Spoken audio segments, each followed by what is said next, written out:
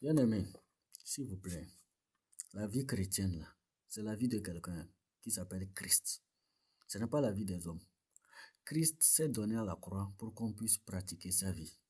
Mais si nous avons des choses plus importantes que la vie de Christ à mener, je vous assure, nous serons toujours des plaisantés à l'église, des plaisantés, des gens qui viennent nous gonfler l'effectif. Dieu ne nous a pas appelés à ça.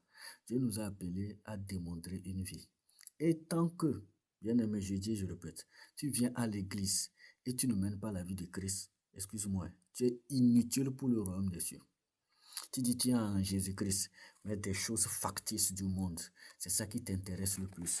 L'apôtre Paul, lui qui tuait les gens, qui trouvait le plaisir là-dedans, quand il a croisé Christ là, écoute ce qu'il dit, hein, Philippiens 3, le verset 7, il dit, mais ces choses qui étaient pour moi des gains, je les ai regardées comme une perte à cause de Christ.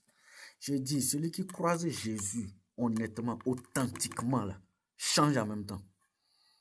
La personne change. Soit tu l'as croisé ou bien tu ne l'as pas croisé. Regarde celui-là, il tuait des gens, il gagnait.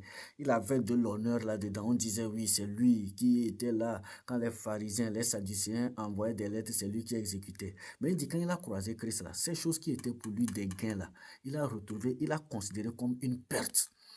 Tu dis, tu es en Christ, tu as Jésus, mais pourquoi les choses autour de toi, les choses factices, tu ne les considères pas comme une perte? Ces choses prennent la place de Jésus dans ta vie. Tu es toujours païen malgré ta présence à l'église. Il faut changer, bien aimé. Si tu veux avancer avec Jésus, il faut vraiment changer. Celui qui croise Jésus devient radical.